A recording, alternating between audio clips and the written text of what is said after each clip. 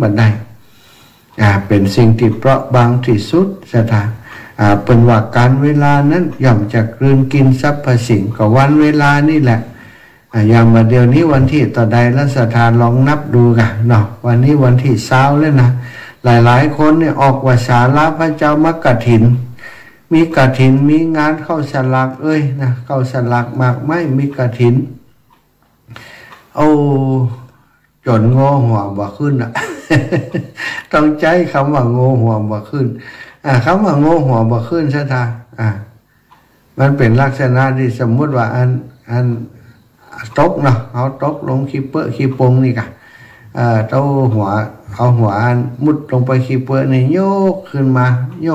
ปุ๊บของหย่ำลงไปแหมอีกอะโง่หัวขึ้นมาปุ๊บเขาค่อยหย่ำลงไป อันนี้เราบุญหย่ำเนาะบุญหย่ำเขาทั้งหลายนี่นะตั้งแต่ออกภาษาลาพระเจ้ามานี่หลายศรัทธาเนี่ยอาตมาคิดว่าหลายคนเนี่ยคนธรรมดาอย่างหมู่เฮาเนี่ยเสี่ยงไปบัดต่ำกว่าลักปันนะลักปัน2 ปันเนี่ยคนที่รวยก็ลักหลายแสนคนที่รวย10 ล้าน20 ล้านเป็นก็ปุ่นน่ะลักหลายแสนเพิ่นน่ะเป็นเจ้าภาพกฐินเป็นเจ้าภาพนั่นโน่นนี่นะที่ครูบาอาจารย์พระสงฆ์องค์สังฆเจ้าหรือว่ามีงานบุญงานกุศลที่ไปหายไปหอมกับสังคมเนี่ยใช้จ่ายกับสิ่งเหล่านี้ไปนักอย่างที่อาตมาว่าเนี่ยแล้วก็งานศพแหมซะท่าวันก่อนโทรกับปอปัญญาเวียงปอเป้าปอปัญญาว่าหุ่มปะหน้าปะตากันโลปอปัญญาวางนี้ผมฟังวิทยุกันแล้วกันถ้าผมหันปะที่งานไหนสักทีนี่เต้าท่านอาจารย์ถึงวันนี้ถึงหวังไปทางใดแต่ว่าบอกว่างานศพอีกว่าที่ผ่านมา28งานนะอาจารย์อีกว่า28กันนับได้28ศพดู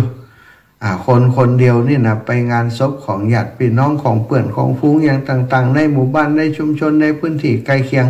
แม้กระทั่งต่างจังหวัดเป็นพี่เป็นน้องที่เสียชีวิตไป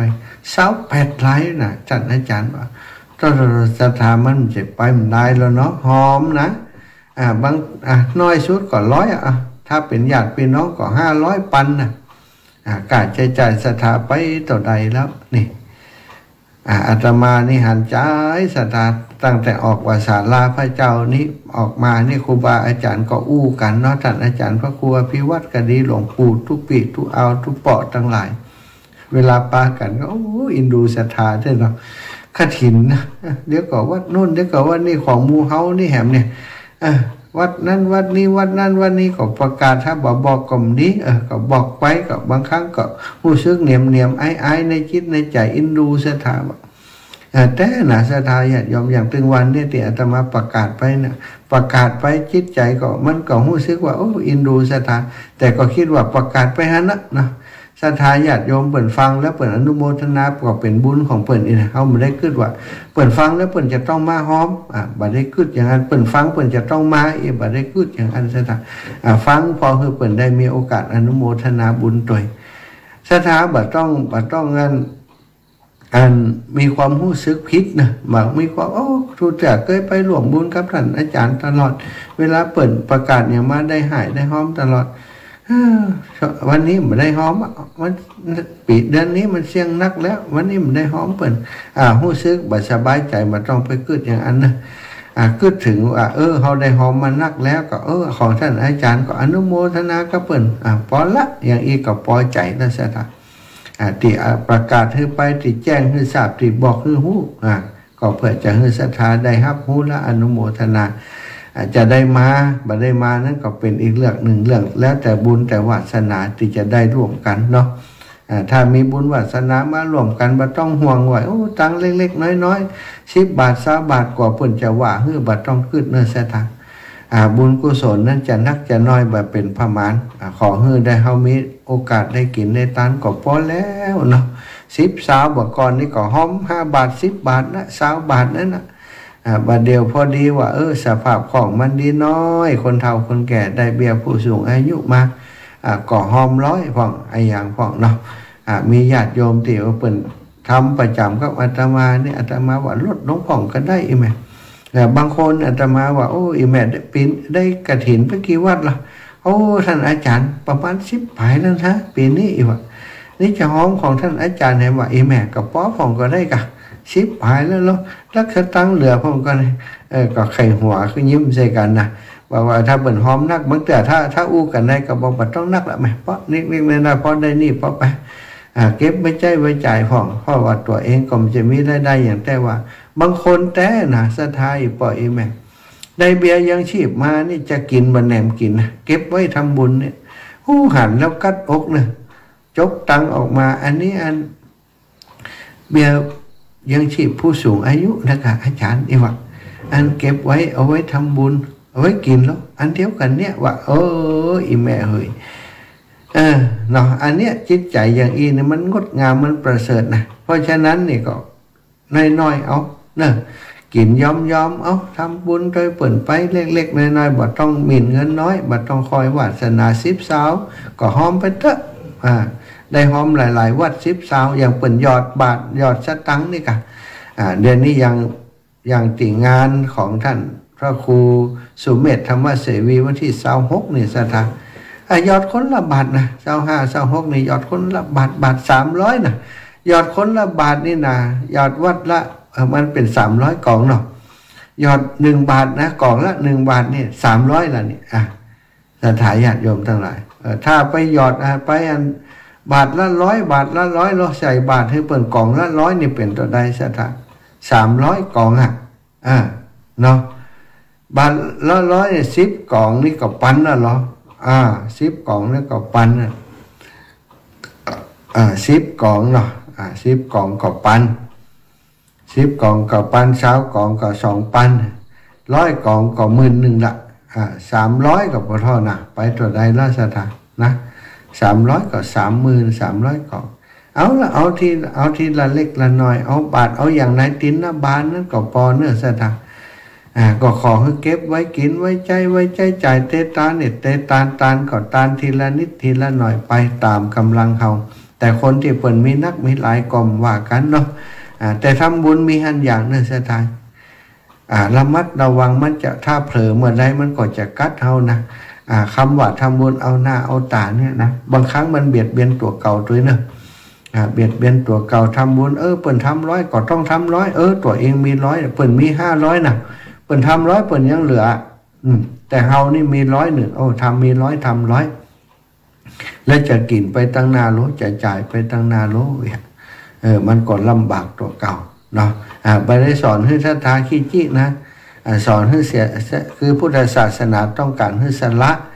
เพื่อจะลดความตนีที่เหนียวในจิตในใจออกไปแต่ต้องพอดีเนาะพอดีพอประมาณในกินในทานก็ต้องพอดีบ่ต้องทำเพื่อจะอวดคนนั้นเพื่อจะอวดคนนี้เนาะมาเตอะอย่างอาตมานี่เปิ่นให้หอมมานี่ก็ประกาศบางคนหอมมานักนะนี่เขาก็บ่สามารถประกาศให้ได้ว่า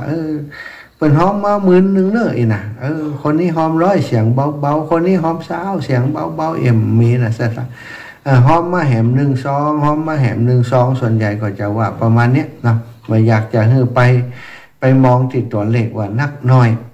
มันบดีของอย่างอีนะบางคนคนนั้นเปิ่นหอมนักเขาหอมน้อยให้เปิ่นถ้าเขากึดอย่างอันนี้มันบ่ได้บุญเต็มที่นะถ้ากึดเสียสละไปนี่นะน้อยนักต่อได้ก็จ้างเถอะเขาจะได้บุญเต็มที่เขาตั้งใจหลายๆคนทำบุญศรัทธาญาติโยมอันอีแม่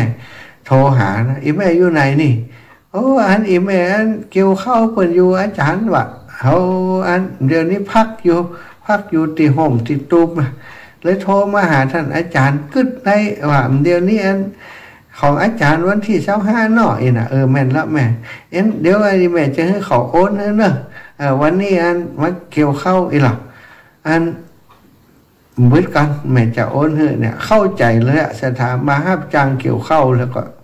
ส่งสตังมาหอมนี่สถาลองพอห่อนเงียนกว่าจะได้สตังเนี่ยดีใจว่าได้สตังไปเกี่ยวข้าวเปิ่นจ้างไปเกี่ยวข้าวได้สตังโทรมาบอกเหตุก่อนว่าบันแรงจะโอนไปเนื้อบางเตือมันต่ำอกตึกเลยนะศรัทธาญาติโยมเนี่ยอาตมาบางเตือนี่อยู่กับศรัทธากับศรัทธาไปที่ไหนจะสอบถามจ๋าก็เปิ่นบางคนเปิ่นบ่ใจคนร่ำคนรวยนะแฟนรายการของหมู่เฮาเนี่ยแฟนรายการคนเฒ่าคนแก่นี่ อยู่ตั้งบันตั้งจองที่ฟังรายการอยู่ส่วนมากก็ใจปอเลี้ยงเอียงคำอย่างเป็นคนเจ้าให้เจ้านาทำมาหากินด้วยความเหน็ดเหนื่อยด้วยความลำบากแต่พยายามจะสร้างโอกาสให้ได้ทำบุญเวลาครูบาอาจารย์เป็นอู้อย่างไปนี่ก็อยากจะทำด้วยเปิ่นซะท่าอยากจะทำด้วยเปิ่นก็ส่งปัจจัยโอนปัจจัยมา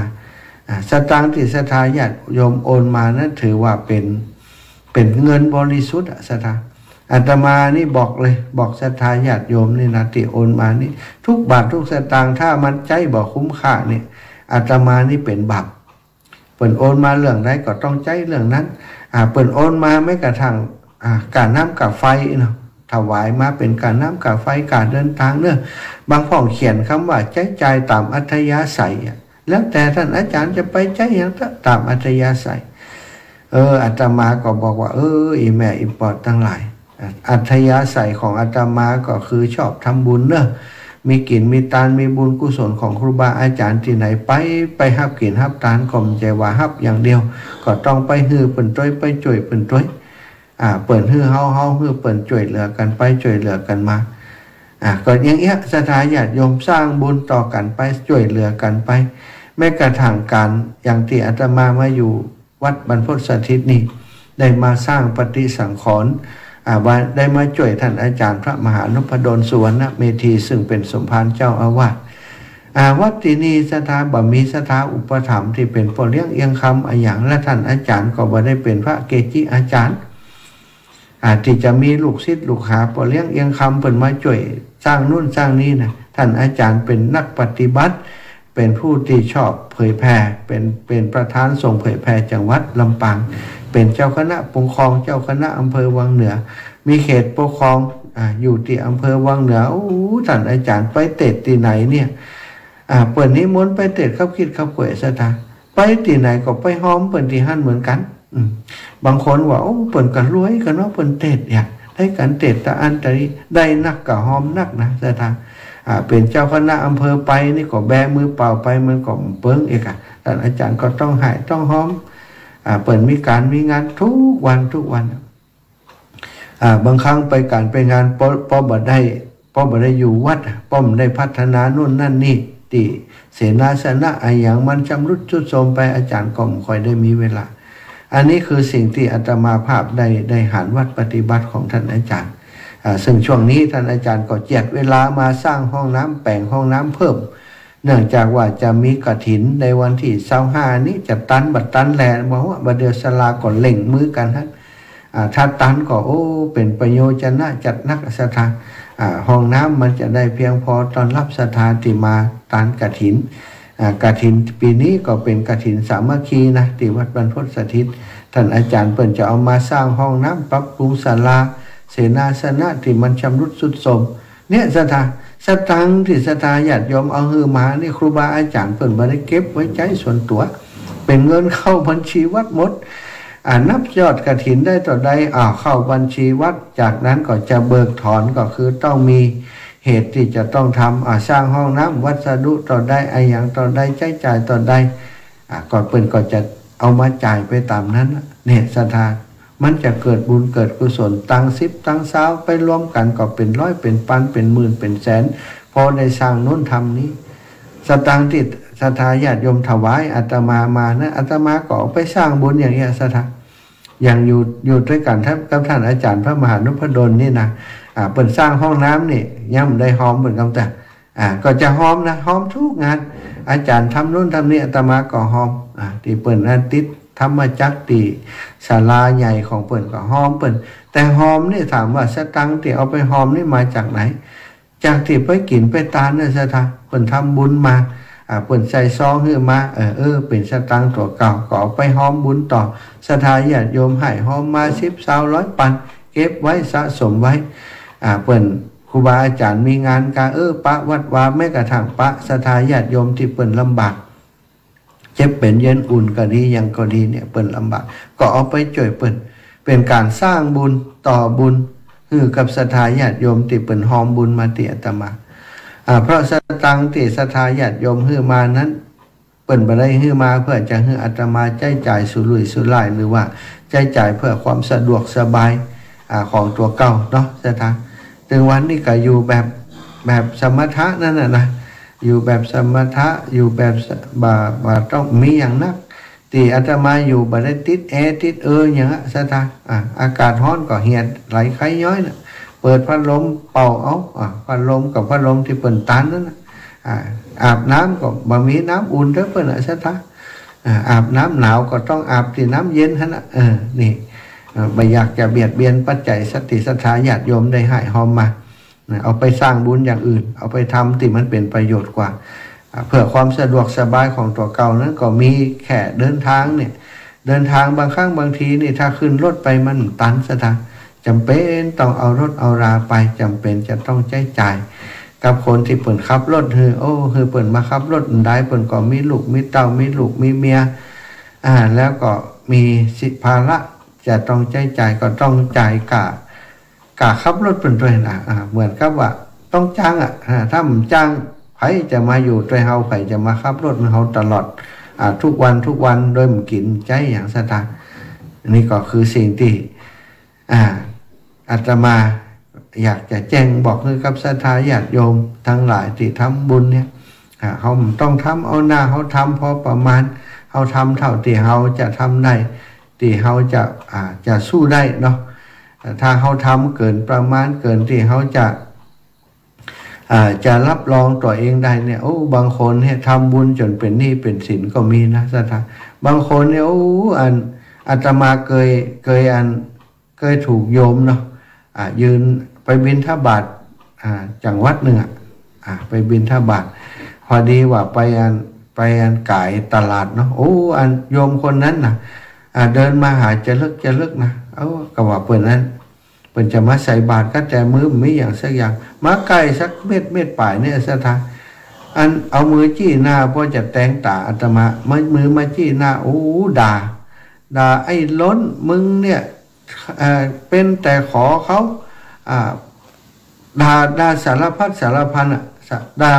เขาว่าคนนี้ก็มันจะหู้จักกันเลยอย่างได้ด่าแต่ด่าไหวนะคนทั้งหลายเพิ่นก็เดินกายไปเหี่ยซะทางเขาก็พอหันบัดท่ารถนี้เขาก็ก่อยเดินหนีแกก็ด่าทุกคนมาด่าเป็นคำที่ฟังบัดได้ทั้งนั้นบ่อยากจะเอามาบอกคือศรัทธาว่าด่าอย่างพ้องนะเขาก็เป็นอย่างไรวันนี้เนี่ยบ่จับยามนะ ออกป่าจ้าบ่จับยามตอนนั้นเดินธุดงค์ไปปักใต้หรอกศรัทธาออกป่าจ้าบ่จับยามก็เดิน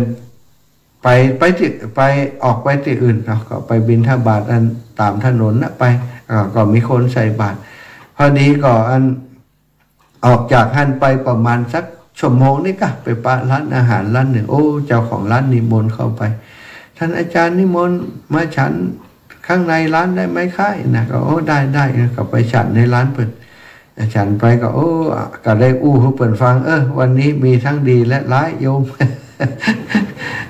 มีอะไรเหรอคะท่านอาจารย์นี่นะเขาก็เล่าให้ฟังนะดีก็คือโยมเปิดนิมนต์ไปฉันแต่กี้นี้โดนด่าโดนไหลโดนอันนี้นะพอจะโดนบุกหัวแล้วก็เนาะที่ไหนอาจารย์ที่ตลาดใช่ไหมว่าใช่ท่านอาจารย์เปิดเล่าให้ฟังซะท่านโยมท่านนี้เมื่อก่อนเป็นเศรษฐีนีของอำเภอเราเลยนะท่านอาจารย์ท่านไปเข้ากับวัดอะไรสักแห่งหนึ่งเนี่ยนะวัดดังเลยสถานแล้วก็เขาให้บริจาค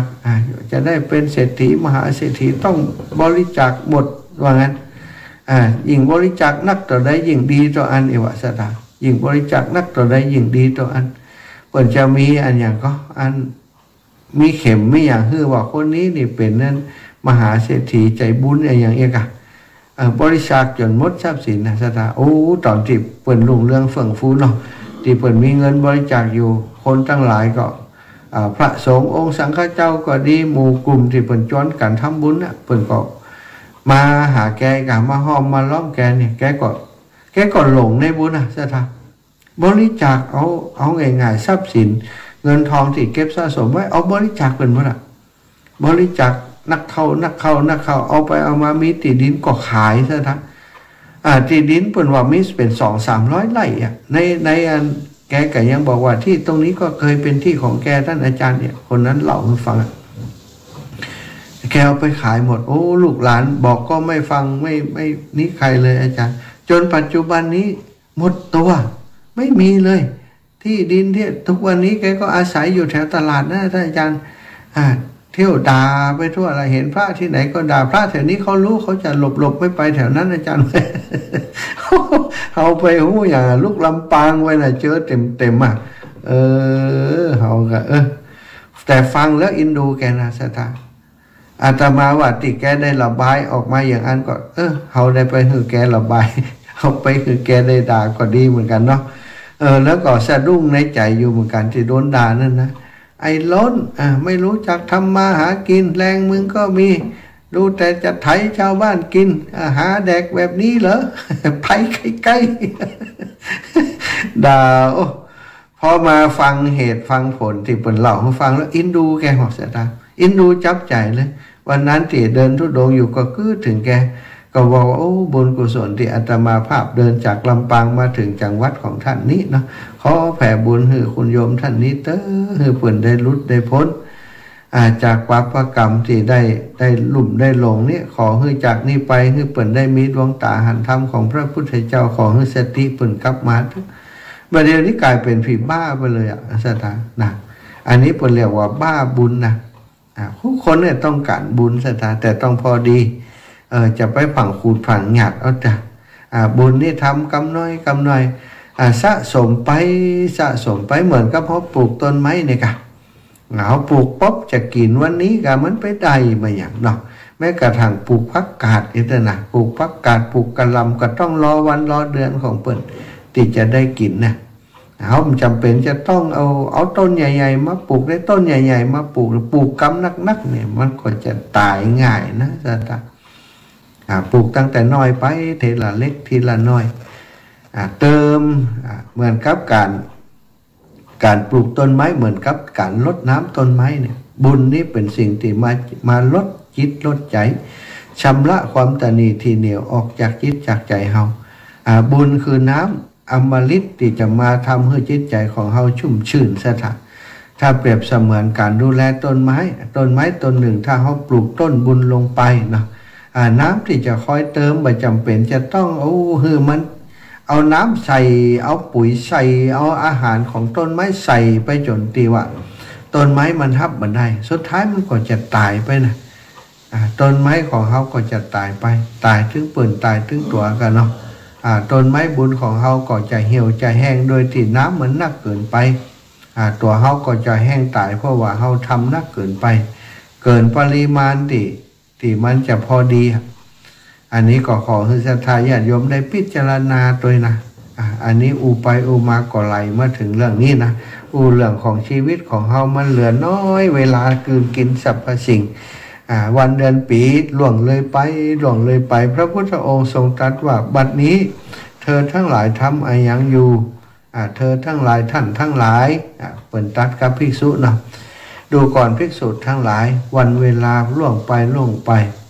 บัดนี้ท่านทำอะไรอยู่เป็นคำที่ต้องพิจารณาอยู่เนืองๆสถานเปิ่นตรัสเพื่อจะบอกให้ภิกษุทั้งหลายอย่าประมาทในวันในเวลาของเฮามันจะสุดจะสิ้นบ่ได้บ่ฮู้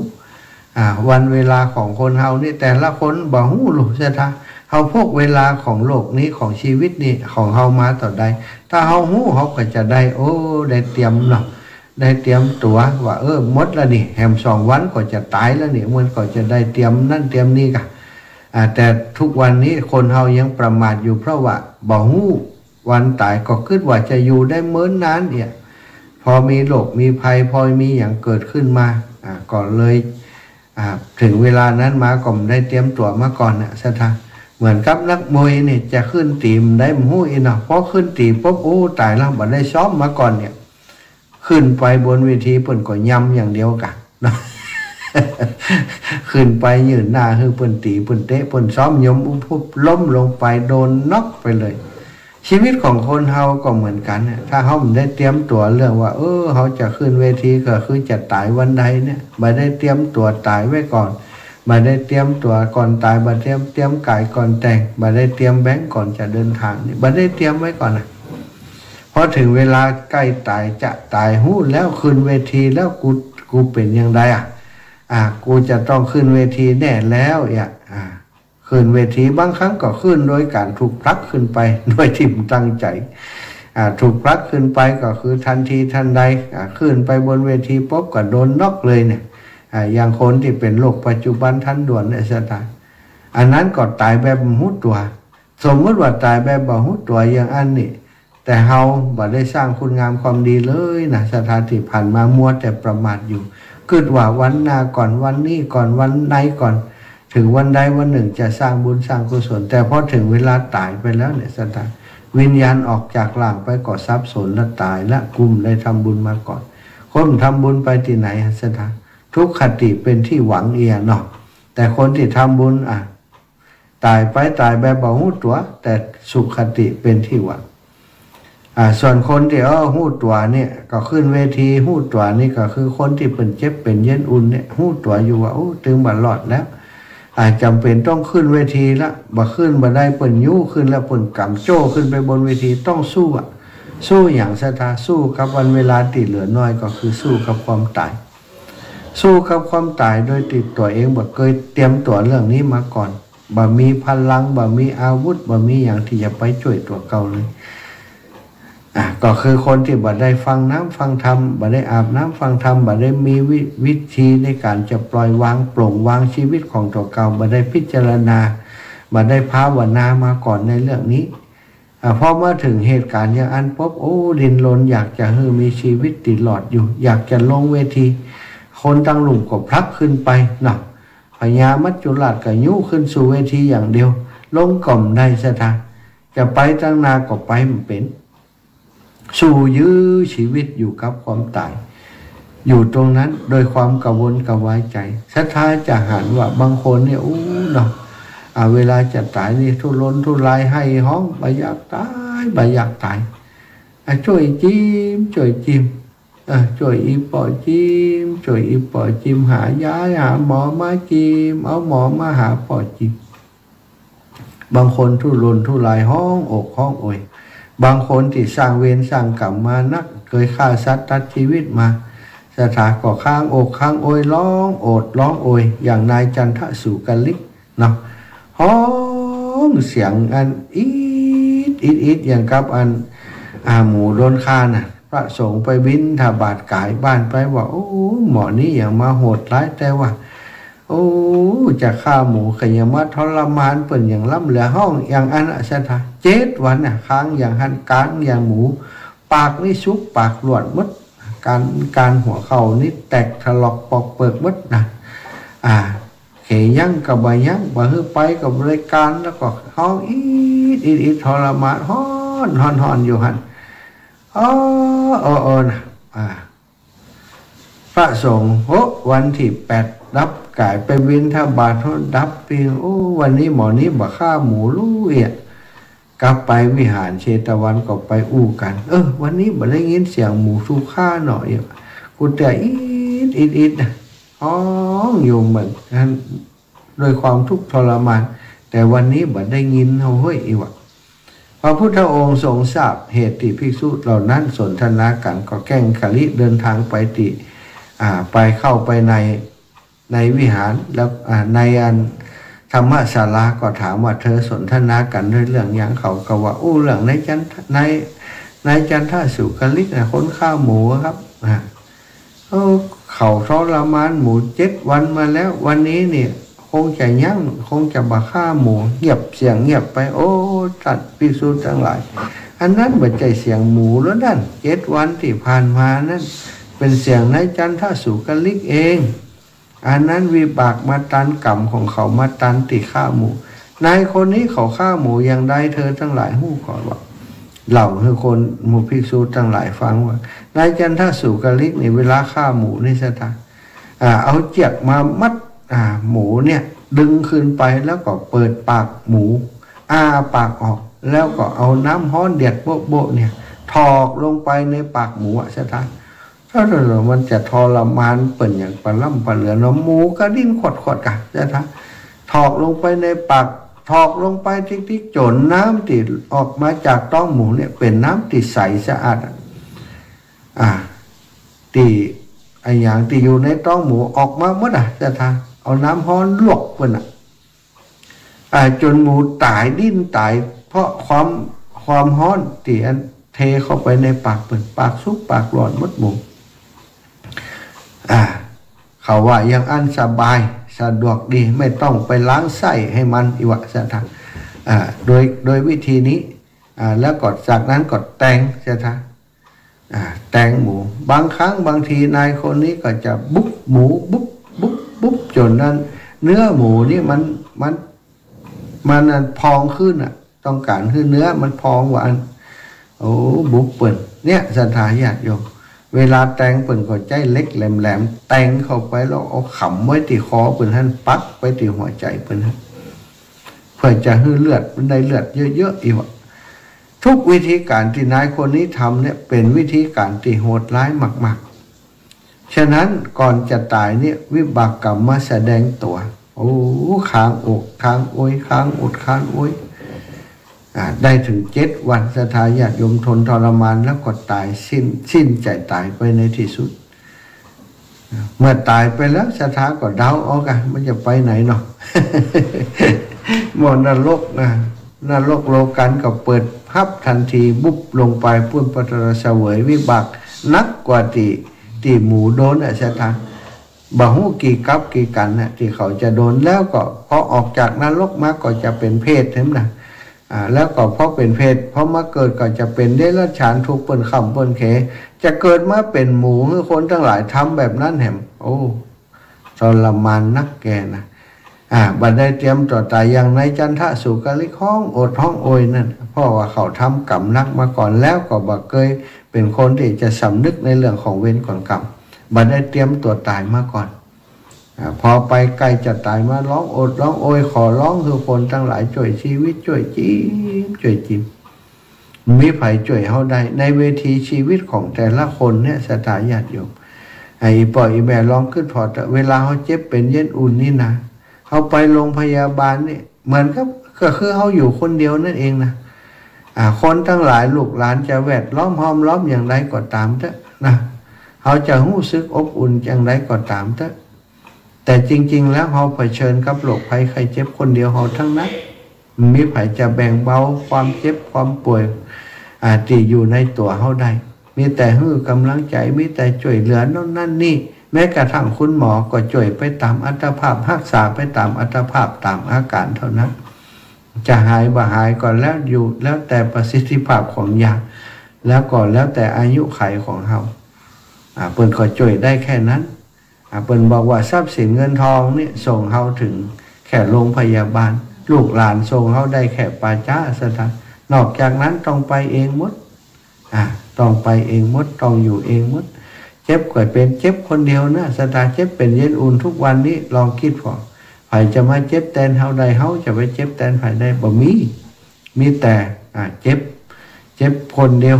เป็นคนเดียวแล้วสุดท้ายก็ตายเวลาจากไปก็จากไปแต่เพียงลำพังทุกคนบ่เว้นไผสักคนอาตมาก็เหมือนกันนะอีปออีแม่ก็เหมือนกันถึงวันหนึ่งมันจะเรียกร้องจากไผให้มาช่วยเฮามีหลักสถานไผก็ช่วยเฮาได้เผชิญหน้ากับความตายนี่เฮาต้องต่อสู้กับพญามัจจุราชคนเดียวเขาถ้าเฮาได้เตรียมตัวตายมาก่อนเฮาได้สร้างบุญสร้างกุศลมาก่อนเฮาก็วันไหวเนาะสถานปะใส่พญามัจจุราชตัวตึงขึงยังได้เขากำกว่าแต่ถ้าเขาบ่ได้เตรียมตัวมาก่อนบ่ได้ซ้อมบ่ได้อย่างมาก่อนเนี่ยบ่ได้พิจารณาว่าชีวิตของเขาเกิดจากอะไรอย่างเนี่ยสัตว์สี่อินทรีย์หกบ่มีอย่างเที่ยงแท้เป็นอนัตตาวันเวลาเกินกินสรรพสิ่งเขาอยู่มาเมินแล้ววันนี้เขาจะต้องจากไปแล้วเขาก็สร้างสมบุญญาบารมีบุญกุศลมานักแล้วถ้าอย่างนี้เขาเจอมัจจุราชเขาบอกวันไหวเขาบอกว่าพญามัจจุราชก็จะใจดีกับเขาเนี่ยพาเขาไปในทางที่ดีพาไปสู่สวรรค์พาไปสู่วิมานแต่ถ้าเขาเหมือนมาได้สร้างบุญสร้างกุศลก็แน่นอนมัจจุราชขู่เข็นหลัก ไปจงลงมอนเอาหกคนแล้วแต่เราจะเลือกสร้างสมบุญงามความดีไปเนาะอีปออีแม่ทั้งหลายก็ฝากงานไว้นิดหนึ่งเนอะสถานเวลาจะหมดแล้วเนาะที่วัดบรรพตสถิตที่อาตมาภาพจำพรรษาอยู่นั้นจะมีการทอดกฐินในวันที่25เนอะสถานญาติโยม25ที่จะถึงนี้วันที่23ท่านอาจารย์เสน่ห์การหลงวัดบ้านกิ่วเนาะขออาตมาวันที่25แล้ว26นี้ก็เป็นกฐิน2วัดในเครือข่ายคลื่นสีขาวก็มีวัดม่อนฤาษีซึ่งเป็นกฐิน300กองของอบจของเชียงใหม่เปิ้นทำกฐินโต๊ะค้างแก่วัดในพื้นที่ของจังหวัดเชียงใหม่ที่บ่ได้รับกฐินมารับที่หั่นเนาะแล้วก็ของงานตังท่านอาจารย์วรรณชัยชยานันโทวัดพุทธศรีคีรีตำบลขุนแปะอำเภอจอมทองจังหวัดเชียงใหม่ก็ตรงกันในวันที่26เวลาเดียวกันกับวัดม่อนฤาษีแล้วอีกวัดหนึ่งนะวันที่26ก็คือของท่านอาจารย์พระครูสิริธรรมบัณฑิตนะวัดมิ่งเมืองมูลวันที่26เหมือนกันศรัทธาญาติโยมอีป่อยอีแม่เฒ่าแก่ทั้งหลายอุไปอุมาพอเวลาแล้วก็ได้เวลาที่จะแบ่งปันให้ศรัทธาญาติโยมได้โทรมาเนาะโทรมาได้เนอะที่เปิดโทรมาตะกี้เนาะที่เปิดสายถ้าพร้อมแล้วก็โทรมาเนอะหรือว่าน้อยใจโทรมาแล้วมารับสายแม่มืดแล้วก็แล้วไป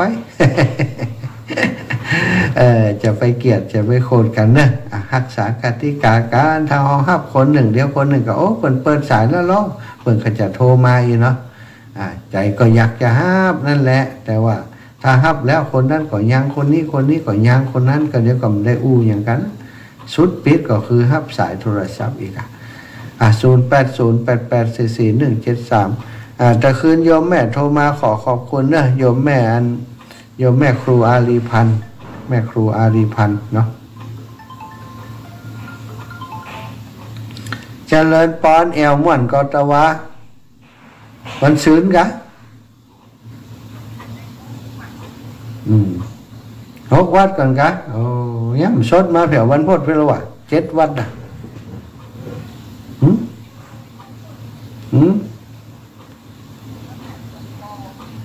มาอยู่ก็มาได้นะ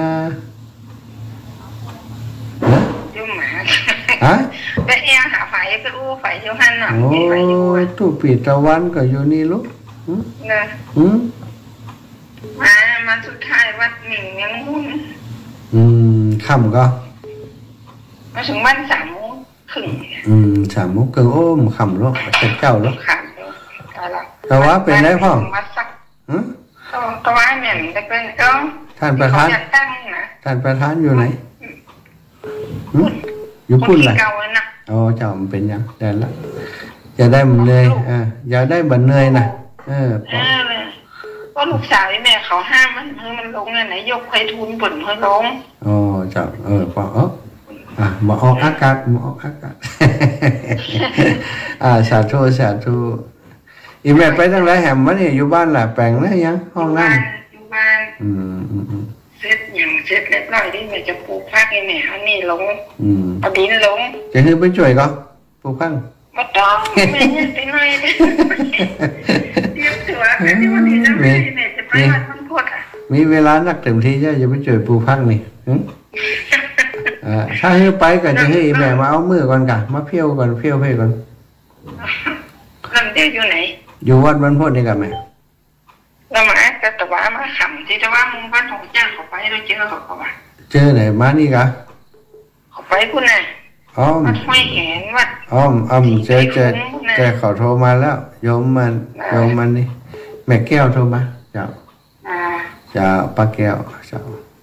สาธุนะแม่นะจ้าเจ้าหาป้ากาวแม่เอาห้องทานมาก่อนเหมาโอเคจะได้จดไว้มันได้เจ้าสาธุมันอิดมันหน่อยป๊อกอิดเลยจ้าถ้าผ่ายที่เอาลงตาลมาเนี่ยแจ้งให้ทราบกันนะ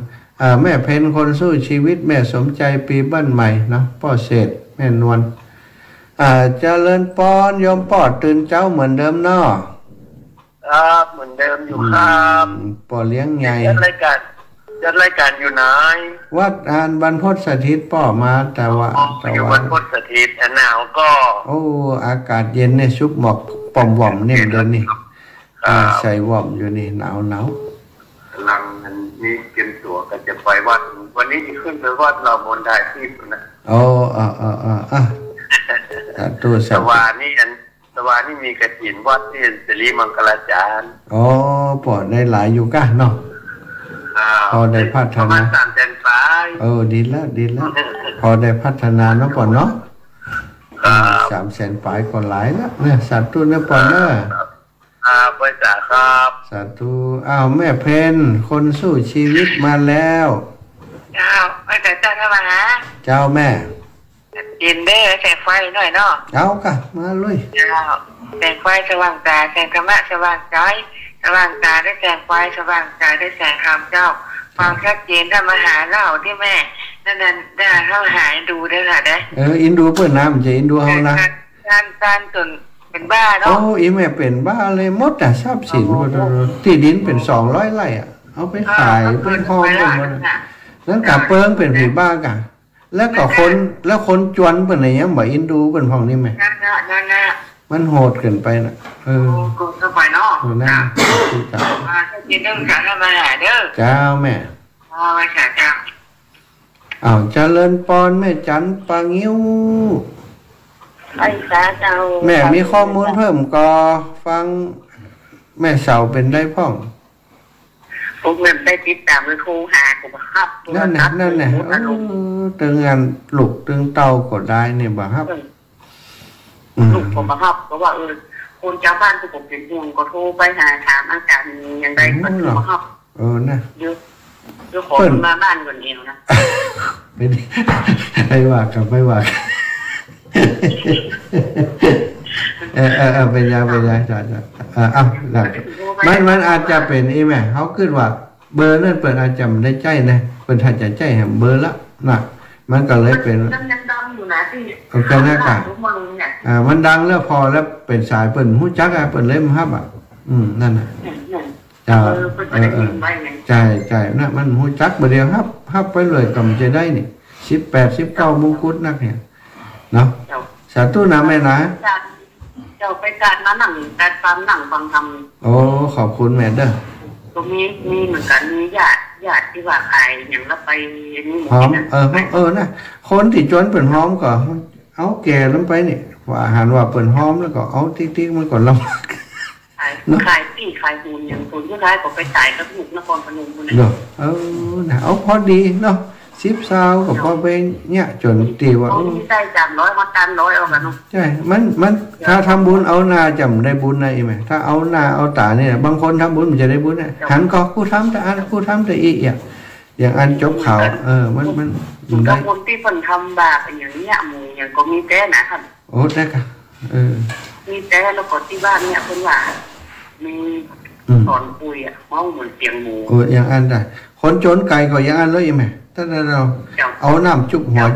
จนป้ออันเป็นหนังหลอกแม่เอาไก่นะเดี๋ยวนะวันหน้าถ้าถูกกดสายติดน้ำคอยเอาน้ำจุกหัวจนผีคนจนวันหน้าคนถือคอยอยู่นั่นนั่นบาปกรรมมันมีแต่หนาวนะไปเรามัดเราออกกระเสียคนจนอยู่อีนั่นน่ะเจ้าดีนอกไว้ค่ะเจ้าทันเจ้าสัตว์ตุเจ้าแม่จันปางิ้วนะโยมแม่นะอันนี้ก็ประสานงานอูกันเรื่องนั้นแม่เสาสุดาจันเนาะเป็นห่วงเปิ่นแต่ว่าบางเกิดลูกหลานเนี่ยอันเบอร์โทรศัพท์นี่อย่างเขาก็เหมือนกันซะนะทำได้บันทึกไว้เบอร์ใหม่นี่บอกใครฮับนะย่านเปิ่นก็เปิ่นซ้ำห้ามแหมเดี๋ยวนี้จะไปฮับเบอร์ติ่มหูจักบางแต่มันจะมาหลอกเขาแอปเขาโทรศัพท์เขานี่มันมีแอปน้ำเดียวนั่นนะโอนเงินกันอย่างกำอยู่ในโทรศัพท์หมดโลกสถานดีมันก็จะมาทำให้เขาสูญเสียทรัพย์สินเนาะเปิ่นก็เลยห้ามไว้หลายคนก็เลยระวังนะถ้าเบอร์ติ่มหูจักเขากล่อมฮับเนาะอันนี้มารอบ2นี่อย่างไรบ่หายง่อมเด็กอะฮะอย่างไรนี่ไปไม่กลับ กระเทียนไม่ขาดแล้วเจอคนลำพูนอ่ะประสาทไม่อีกคนนี้กันเรื่องฟังงานมหาชนชาติเจองานตุลุงยองอ่ะโอ้ยดีใจเจอเขาล่ะไปกระเทียนอ่ะเขาโซเฟอร์ได้กะไปเอาไอติมถ้าเราออดคอไปก้อนเลยไอ้หรอกไม่รู้ว่าเราออดคอไปก้อนเนี่ยก็เพื่อจะมาละโชเฟอร์น่ะนี่ก็เราออดเพื่อจะเอาแล้วเนี่ยเราก็บอกกันน่ะดีใจเป็นว่าเนี่ยก็แม่อุ้ยอินเป็นงามแต่งามว่าอีหล่ะฮะเขาว่าอีก็ฮะว่างามแต่งามว่าหัวกับเขาเอาละหัวกับเขาน่ะเขี้ยวก็ว่าวก็เขี้ยวก็ว่าวคนคิดเหรอแค่จะกาดเราพูดมาสาธุแม่ขอบคุณเด้อจ้ะสาธุสาธุสาธุเจ้าแม่บุญรักษาแม่เนอะเจริญพรน้องโยมน้องบุญที่ลายโยธาตันอยู่เนื้อละน้องบุญที่ลายโยธาสงสัยจะแจ้งเรื่องลงทานวันที่25นะน้องบุญที่ลายโยธาลงทานที่จะมาวัดบรรพุทธสถิตเนอะมีของโยมน้องสมจิตอินทรวิจิตบ้านฟ่อนเนาะเอาก๋วยเตี๋ยวมา200กิโล200กิโลนะ30กิโลโอ้ยอย่างไป200อย่างใด30กิโลที่แรก200ถ้วยเอาไปป่นครับอันหมูให้หมดใช่ไหมเอาก๋วยเตี๋ยวมา200ถ้วยน้องสมจิตอินทรวิจิตเอาก๋วยเตี๋ยวมา200ถ้วยแล้วก็โยมอมรวรรณเล้ากุลจะเอาลาบหมูมา30กิโลใช่ไหมอนุโมทนาล่วงหน้าแล้วเจริญปอนโยมน้องว่ายังไงเจ้าแล้วพระอาจารย์ถึงกี่โมงเจ้าพอจะ5 โมงแล้วกะ4 โมง5 โมงแล้วละเจ้าในวันที่25จะไปเจ้าวันที่26ก็จะไปวัดแม่ยังมีวังมุนกำสุดท้ายแล้วเนาะดีละไปก็ไปพูดถึงทุกปีก็ไก่แล้วไปเนาะเชียงใหม่เนาะนั่นอันนั้นไปแล้วเนาะมันแต่ไปกันไปเถอะ300นะ300กล่องนะล่ะหอมเตี๋ยอาจารย์เฮานี่ก็หอมก่อนกันแล้วมีมุ้งเพราะไก่ปุ้นถ้าปุ้นนะถ้าเราไปแต่เราจะประทับใจเนอะ300กล่องเนี่ยพระทรมอนพระทรลูกคนนี่กันนั่นม่วนนะมันห้องกิ้งกองในแขกเขาไปได้หม่อมก็เปิดเขาก็มีความสุขนั่นละเจ้าอันเดียวจวนยาดีกว่านะตั้งเพียหอมก่อนได้ลูกแต่ของน้องแน่น้องเรื่องอะไรก็พูดมันได้3ละมันได้300ก็ลูกแม่นพูดเจ้าคุณนักแต่เจ้าอันนี้300ก่อนเขาว่าทำกระถิ่น9 วัด9 วามเดี๋ยว300ปุ่นกะวัดเดียวได้300นะเจ้าเดี๋ยวจนยาเบื่อบึ้ไปหายาดีกว่าละอันนะเปลี่ยนใจดีกว่าแต่ก็สั่งขนมลงทานนะดีกว่าวันที่26นะสั่งขนมไทยท่าน 2,000นี่แนวว่านะก็ไปส่งเปิดได้นะไปส่งให้เปิดได้ให้เขาไปส่งให้ก่อนล่ะเขาก็ไปแจกพุ่นยาก็ถ้าเขาได้ไปพุ่นนะก็น่ากันเดี๋ยวขนาดรถล่ะทำนี่จะแท็กซี่จะวางต้องวางถ้ามีเล่นแท็กซี่วางหรอกเจ๊วันนั้นเราจะเจ๊ขายอย่างรถล่มไงนั่นหนังคู่เข้าบ่ได้วันนั้นน่ะคู่เข้าบ่ได้เนี่ยเอาละเวลาทุกปีหมดแล้วนะเจ้าสัตว์ตัวเนี่ยสุ